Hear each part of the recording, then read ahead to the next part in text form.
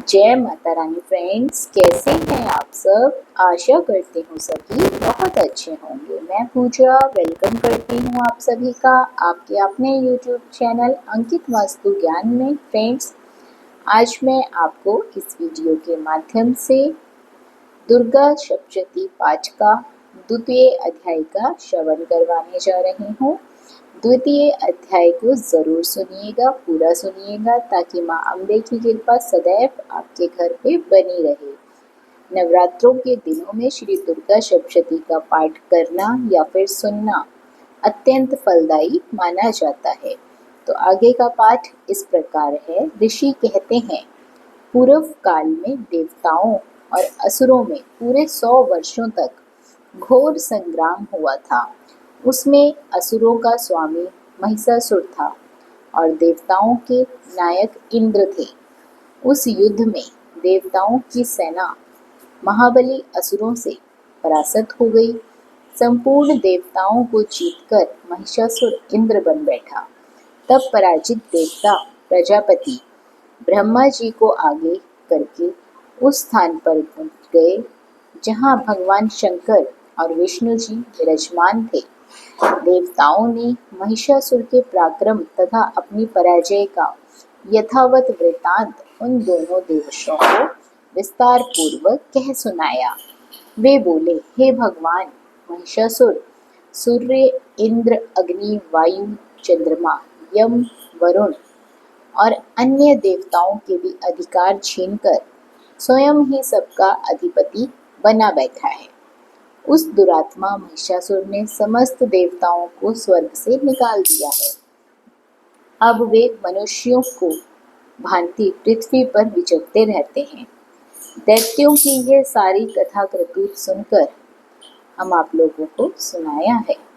अब हम आपकी शरण में आए हैं, उसका वध करने का कोई उपाय सुनिए। इस प्रकार देवताओं के वचन सुनकर भगवान विष्णु और शिव ने दैत्यों पर बहुत क्रोध किया। उनकी भौवें तन गई और मुंह टेढ़ा हो गया। तब अत्यंत कोप में भरे हुए चक्रपाणी श्री विष्णु के मुख से एक महान तेज प्रकट हुआ। इसी प्रकार ब्रह्मा, शंकर तथा इंद्र आदि अन्याय देवताओं के शरीर भी बड़ा भारी तेज निकला। वह सब मिलकर एक हो गया। महान तेज का पुत्र ज्वाल्यमान पर्वत सा जान पड़ा। देवताओं ने देखा, वहां उसकी ज्वालाएं संपूर्ण दिशाओं में व्याप्त हो रही हैं। संपूर्ण देवताओं के शरीर से प्रकट हुए उस तेज की कहीं तुलना नहीं थी। एकत्रित होने पर वह एक नारी के रूप में परिणित हो गया और अपने प्रकाश से तीनों लोकों में व्यापक जान पड़ा। भगवान शंकर का जो तेज था, उससे उस देवी का मुख प्रकट हुआ। यमराज के तेज से उसके सिर में बाल निकल आए। श्री विष्णु भगवान के तेज से उसकी भुजाएं उत्पन्न हुई। चंद्रमा के तेज से दोनों स्तनों का और इंद्र के तेज से मध्य भाग का प्रादुर्भाव हुआ। वरुण के तेज से जंगा और पिंडली तथा पृथ्वी के तेज से नितंब भाग का प्रकट हुआ। ब्रह्मा के तेज से दोनों चरण और सूर्य के तेज से उनकी उंगलियां हुई।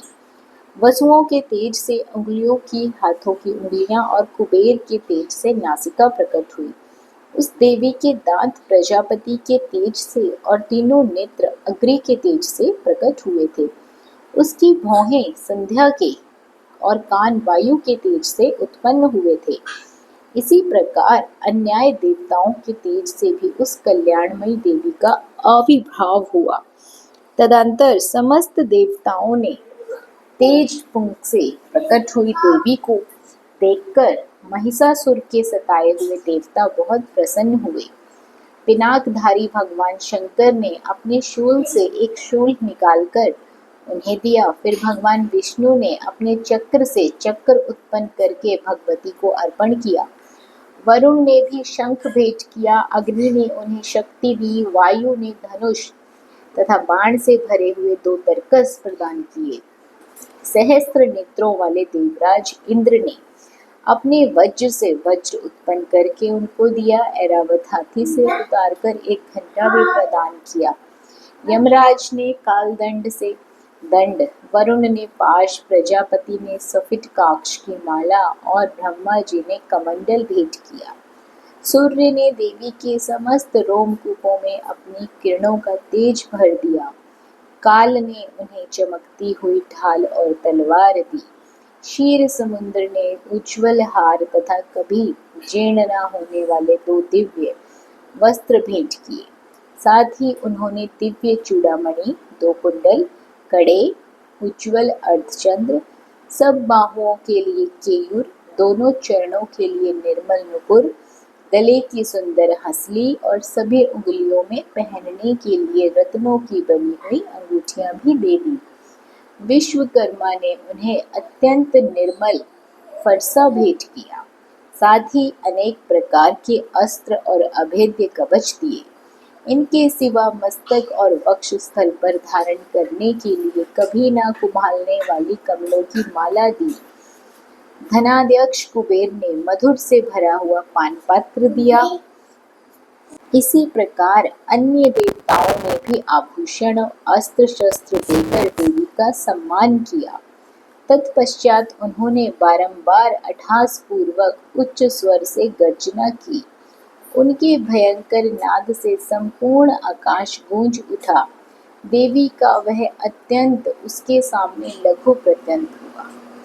उससे बड़े जोर की प्रतिध्वनि हुई, जिससे संपूर्ण विश्व में हलचल मच गई और समुद्र कांप उठे, पृथ्वी डोलने लगी और समस्त पर्वत हिलने लगा। उस समय देवताओं ने अत्यंत प्रसन्नता के साथ सिंहवाहिनी भवानी से कहा, हे देवी, तुम्हारी जय हो। साथ ही महर्षियों ने भक्तिभाव से विनम्र होकर उनका स्तवन किया। संपूर्ण त्रिलोकों की शोभा ग्रस्त देख दैत्यगण अपनी समस्त सेना को कवच आदि से सुसज्जित कर हाथों में हथियार ले सहसा उठा खड़े हो गए। उस समय महिषासुर ने बड़े क्रोध में आकर कहा, ये क्या हो रहा है? फिर वह संपूर्ण असुरों से घिरकर उस सिंहनाद की ओर लक्ष्य करके दौड़ा और आगे पहुंचकर उस देवी ने देखा कि जो अपने प्रभा से तीनों लोगों को प्रकाशित कर रही है।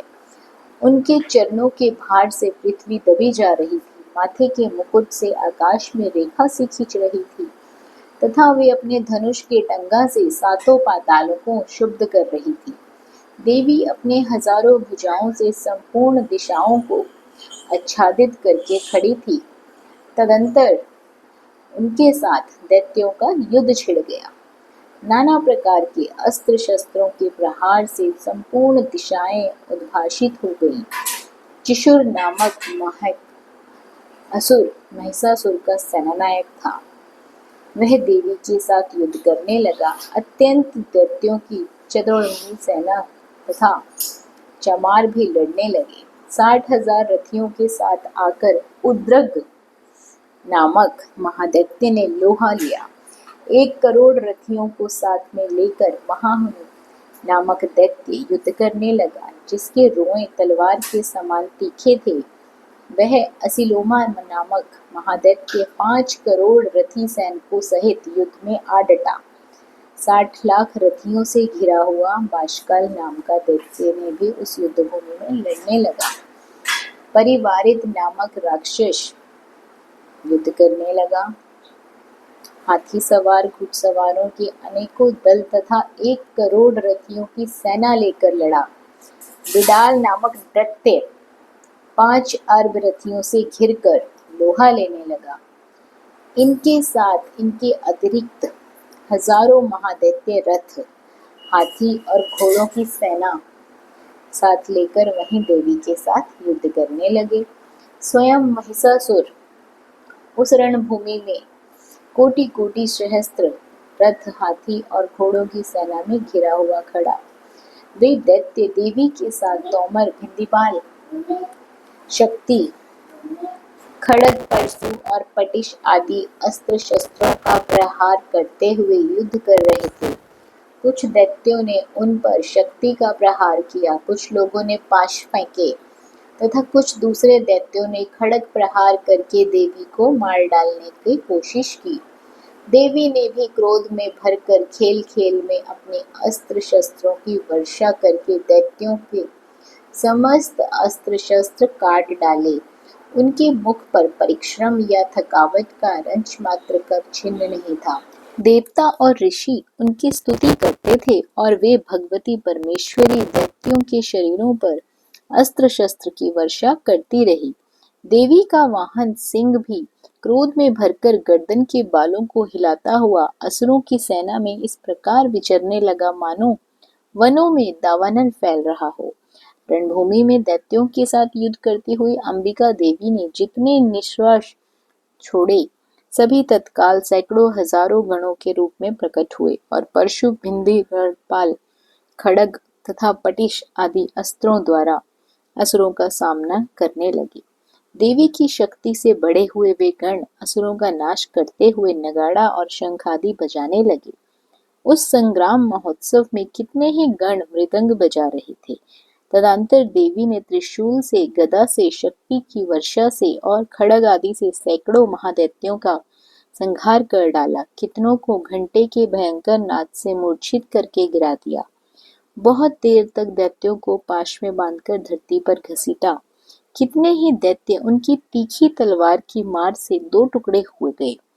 कितनों की गदा से चोट घायल हो धरती पर सो गए। कितने ही मुसल की मार से अत्यंत आहत होकर रक्त वमन करने लगे। कुछ दैत्य शूल से छाती फट जाने के कारण पृथ्वी पर ढेर हो गए। उस रंगमंच में बाण समूहों की वृष्टि से कितने ही असुरों की कमर टूट गई। बाज की तरह झटपटाने वाले देव पीड़क दैत्यगण अपने प्राणों से हाथ धोने लगे। किन्हीं की बाहें छिन्न भिन्न हो गईं, कितनों की गर्दनें कट गई। कितने ही दैत्य मस्तक कट कट कर गिरने लगे। कुछ लोगों के शरीर मध्य भाग में ही विदीर्ण हो गए। कितने ही महादैत्य जांघें कट जाने से पृथ्वी पर गिर पड़े। कितनों को ही देवी ने एक बाह, एक पैर और एक नेत्र वाले करके दो टुकड़ों में चीर डाला। कितने ही दैत्य मस्तक कट जाने पर गिरकर फिर उठ जाते और केवल धड़ के ही रूप में अच्छे अच्छे हथियार हाथ में देवी के साथ युद्ध करते लगते थे। दूसरे कबंध युद्ध के बाजों की लय पर नाचते थे। कितने ही बिना सिर के धड़ हाथों में खड्ग, शक्ति और ऋषिटे दौड़ते थे तथा दूसरे दूसरे महादैत्य ठहरो ठहरो ये कहते हुए देवी को युद्ध के लिए ललकारते थे। जहां वह घोर संग्राम हुआ वहां की धरती देवी के गिराए हुए रथ, हाथी, घोड़े और असुरों की लाशों से ऐसी पट गई थी कि वहां चलना फिरना ही असंभव हो गया था। दैत्यों की सेना में हाथी, घोड़े और असुरों के शरीर से इतनी अधिक मात्रा में रक्तपात हुआ कि थोड़ी ही देर में वहां खून की बड़ी बड़ी नदियां बहने लगी। जगदम्बा ने असुरों की विशाल सेना को क्षण भर में नष्ट कर दिया। ठीक उसी तरह जैसे तृण और काठ के भरे ढेर को आग में कुछ ही क्षणों में भस्म कर देती है, और वह सिंह भी गर्दन के बालों को हिला हिलाकर जोर जोर से गर्जना करते हुए दैत्यों के शरीर से मानो उनके प्राण चुने लेता था, वहां देवी के गणों ने भी उन महादैत्यों के साथ ऐसा युद्ध किया जिससे आकाश में खड़े हुए देवतागण उन पर बहुत संतुष्ट हुए और फूल बरसाने लगे। तो फ्रेंड्स, ये था श्री दुर्गा सप्तशती का दूसरा अध्याय। आशा करती हूँ ये कथा आपको जरूर पसंद आई होगी। नवरात्रि के दूसरे दिन तीसरे अध्याय का भी श्रवण किया जाता है। तीसरे अध्याय की वीडियो भी हमारे ही चैनल पर उपलब्ध हो चुकी है। लिंक डिस्क्रिप्शन बॉक्स में दे दिया गया है, आप वहां से सुन सकते हैं। नवरात्रि के 9 दिनों में कुल मिला के 13 अध्यायों का श्रवण किया जाता है। तीसरा अध्याय वीडियो आ चुकी है। बने रहिए आपके अपने YouTube चैनल अंकित वास्तु ज्ञान में। धन्यवाद।